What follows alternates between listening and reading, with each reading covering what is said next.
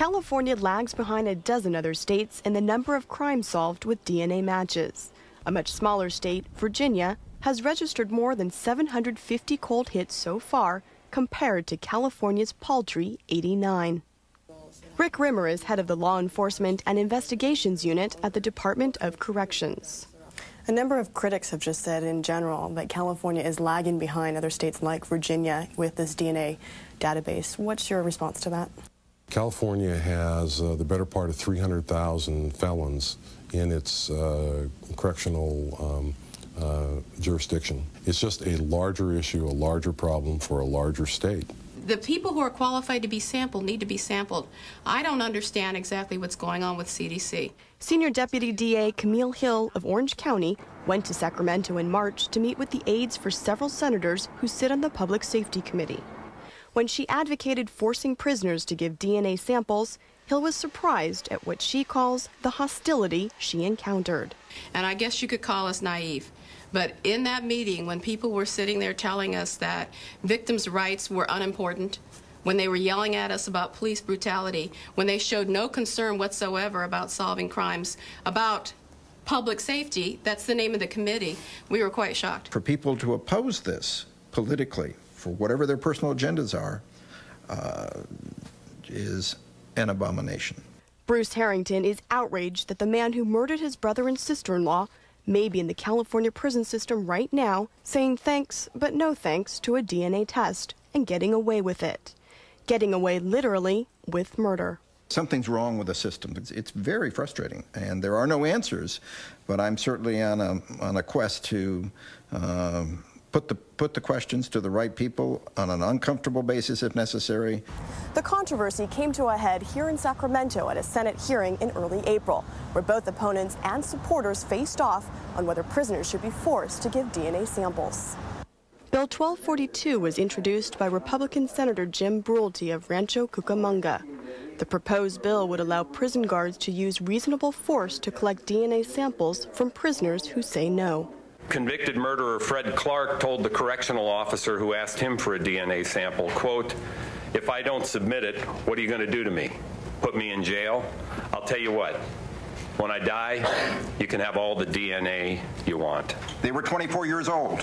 He was a fourth-year honors. Bruce Harrington was there to tell his brother and sister-in-law's story. They were gagged and they were trussed, and Patty was methodically tortured and raped multiple times, all the while my brother laid there watching what was happening.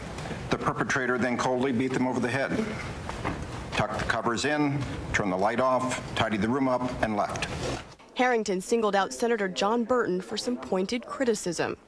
Burton had been quoted earlier in news reports as saying inmates might be injured or even killed by forced DNA sampling, and that he thought the legal standard for reasonable force was too broad.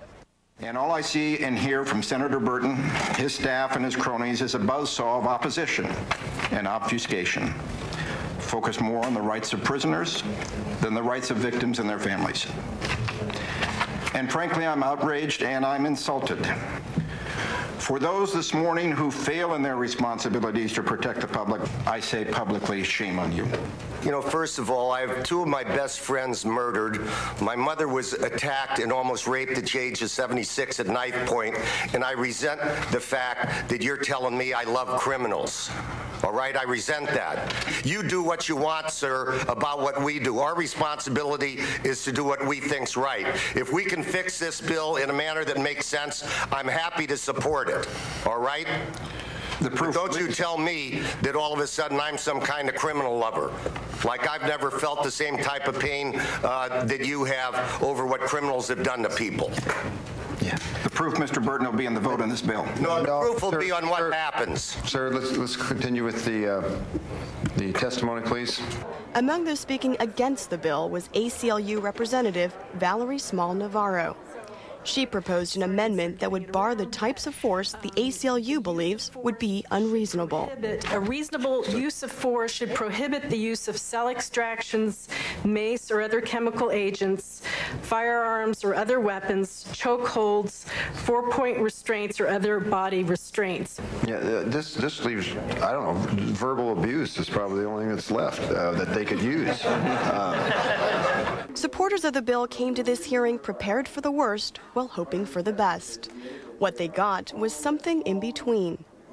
After much wrangling, but to be fair, much listening too, everyone agreed to try to work out their differences and come up with a bill they could all support. What I would suggest is that we try to work with the sponsors of the bill to, shall we say, clean this up a tad, and then bring it back for up, down, or sideways vote.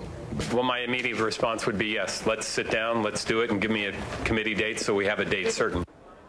After the hearing, Senator Burton explained his position. I was opposed to the bill. I am opposed to it in its present form. If they change it, I might not be opposed to it, okay? That's why we have committee hearings, to find out what is in a bill and how you can change a bill. It's part of the process. Our offender may get out next week. He may get out tomorrow. He may get out next month. And we'll never know. But we will know when he begins to rape and kill again. Last week, the Senate Public Safety Committee did some tinkering and decided unanimously to send the bill onto the Senate floor for a vote soon. Now, do you have an opinion on this law? You can email your representative.